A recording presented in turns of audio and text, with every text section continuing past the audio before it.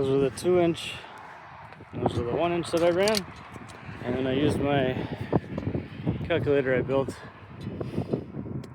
I had to put in 12/4 on the bottom to clear the cookie jig, and then above that I just put in the thicknesses I want at whatever point, and then it gives me the number I need to cut. So I started at 16, 14 and 7/8, 13 and 3/4, and so on. Just follow along and keep running the scale to that. 0 is the height of the bed, and run through stuff pretty quick, and I don't end up with odd thickness boards at the end or cookies. So yeah, and these are honey locust, so very hard, cutting good though.